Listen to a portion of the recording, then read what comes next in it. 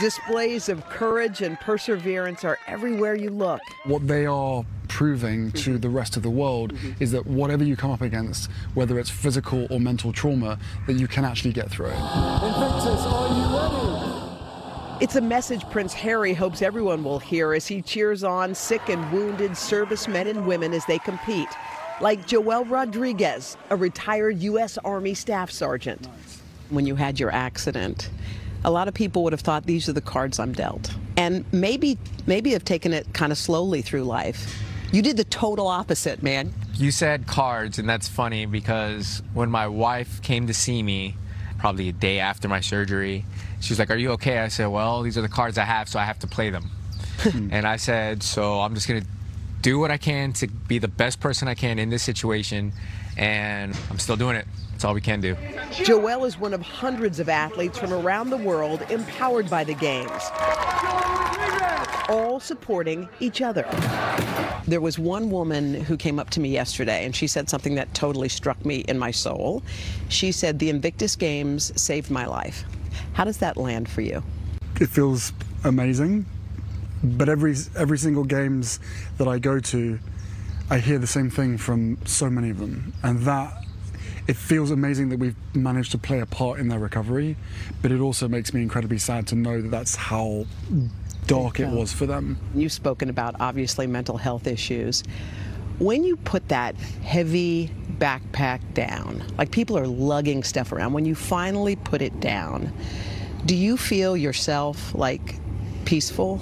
Yeah, I think everyone ends up feeling lighter, I think is the best way to describe it. For so many people, it's about management. You know the things that trigger you, therefore you try and stay away from that. But what I do know is that there is a light at the end of the tunnel for absolutely everyone. Everybody. I don't know if you feel the same way. The only thing I want in my life is to feel like peaceful. You've lived in the United States for 2 years. 2 years already, yeah. Do you feel peaceful now? I don't know how many people feel truly peaceful, you know? At times I feel massively at peace, but with everything that's going on in the world and trying to help and trying to use the platform and the influence to try and steer people to trying to help. And again, like, I think the biggest concern or the biggest issue that people wrestle with on a daily basis that does provide more anxiety for me and for them is the helplessness. We as human beings are compassionate people, but when your life becomes really hard, it can be, for some, harder to find the compassion for other people. But what I've learned over the years is, certainly for myself, I find healing in helping others. And I think that's what we should really be focusing on. I love that. You know, I feel like life happens on a random Wednesday. Like, here's an example. Some people say, "Oh my God, I'm going to go on a vacation. My life's going to be great." And it's like exclamation points. The vacation, the graduation, the marriage, the baby, those are all up here. The other exclamation marks are down here. It's like sad things that happen, loss, divorce, whatever. Most of life is Wednesday. It doesn't have the highs and it doesn't have the lows. It's just Wednesday. What's a Wednesday like for you? Random. What's a Wednesday like? Like it revolves around the kids as much as humanly possible. Like this whole working from home stuff is not all it's cracked up to be. Certainly post-COVID, because it's really hard. But when your kids and you are in the same place, it's really hard to separate the work from them because they kind of overlap. So, I mean, Archie spends more time interrupting our Zoom calls than anybody else. Does he have your personality? But he also gets us off them as well, so that's also a nice thing. Is he kind of like you? He's got a little bit of your thing. What's my thing? Your cheeky thing, that thing you do. Yeah, no, I think so. He's look, I always try and keep that. I think that, the cheekiness is something that keeps you alive. As I said, there's so much to be happy about in the outside world, but there's also so much to worry about. My sort of mantra now every day is, and it's a dangerous one because I need to make sure that I don't have burnout, but is trying to make the world a better place for my kids. Otherwise, what's the point in bringing kids into this world, right? It's a responsibility that I feel as a parent, that you probably feel as a parent as well, and we can't fix everything. We know that. But what we can do is be there for each other. You obviously made a lot of news recently. You came home to the UK. You saw your grandmother. How was that? It was great. It was really nice to see her. Be able to see her in some element of privacy was nice. I hadn't had a chance to go back to the UK for a couple of years, apart from those 2 times, one to for my grandfather's funeral and one for unveiling a statue of my mum. How did it feel being back? Being with her? Being with her, it was great. It was just so nice to see her. You know, she's on great form. She's always got a great sense of humour with me, and I'm just making sure that she's, you know, protected and got the right people around. Well, you make her laugh. That's what she always says. Did you do it again? Yes, yeah, I did. Both Megan and I had tea with her, so it was really nice to catch up with her. And you know, home for me now is you know, for the time being, it's in the States, and it feels that way as well. Does it? Yeah. We've been welcomed with open arms, and it's got such a great community up in Santa Barbara. So you feel like that's home more for you? Yeah. Is that weird to say? No, but I'm sure it'll become a thing. Your grandmother's going to be 96. Yeah. What's the best thing about her? It's her sense of humour, and her ability to see the humour in so many different things. We have a really special relationship. We talk about things that she can't talk about with anybody else. I love that. So that's always a nice piece to it. But I think after a certain age you get bored of birthdays. You do? You think she's bored of her 96? She won't be bored of the Jubilee, will she? No. Okay. I don't think so. she's had a few jubilees now, so everyone is slightly different. But I'm sure she's looking. Do you think you'll come?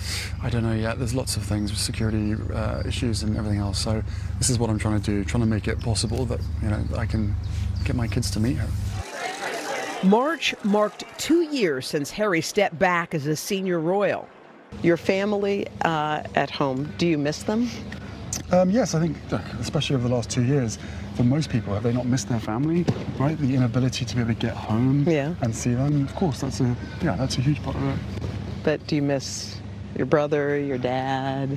Look, I mean, for me, at the moment, I'm here focused on these guys and these families and giving everything I can, 120% to them, to make sure that they have the experience of a lifetime. Yeah. That's my focus here. And then when I leave here, I get back and my focus is my family, who I miss massively. You do, I bet. Of course I do. They're two little people, you know. I was thinking about a new life. Like, you got a whole restart. You have a whole new focus, a whole new nucleus. How does that land with you? No, I think the focus is very much the same. Right? Is it? Yeah, certainly from my own, my wife's point of view. Yeah. For the two of us, you know, this was a life that she signed up for, and that we were committed to doing together as a couple forever. Because of the circumstances, we've now moved that life of service to the States, and we'll continue to do what we were doing before. So in that regard, nothing's changed for us. It's just a little bit more complicated to have to sort of restart. If you know what I mean. What do you love about fatherhood? Well, what I love about fatherhood? All of it. The chaos, the learning, the reminder of just every element of yourself, your soul, right? Just when you're not a parent, you can get sucked into all sorts of different stuff, and you maybe sometimes forget who you are. And suddenly as a parent, especially now Archie at the age he's at, asking all the questions. What does he ask? Just those questions of the whys. Yeah. He's into the why stage. Yeah. Why this, why that, why that? And instead of just trying to, like, I don't know, move it on, I give him the most honest answer that I can, and then it goes on and on and on until he's satisfied, and then that's it, it's done. Yeah. Otherwise it ends up with, because the world is round and that's the way that life is. That's just the way it goes. So, you know, it's like, I love it. I love every part of it. I've always wanted to be a dad. I've always wanted to have my own kids, and now I've got two little people who I'm responsible for. You know? Do you tell them, or do you tell Archie, since he's old enough, about your mom? Yes, yeah, very much so. I don't tell him all the stuff that happened, but certainly that this is, you know, Grandma Diana, and we've got a couple of photos up in the house.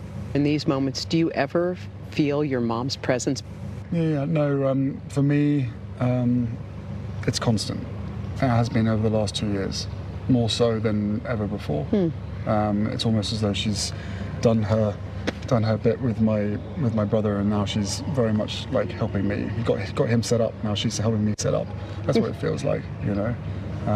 He's got his kids. I've got my kids. You know, the circumstances are obviously different, but no, I feel her presence in almost everything that I do now. But definitely more so in the last 2 years than ever before, without question. So. She's watching over us. I'm sure she's proud of you. I'm sure she is.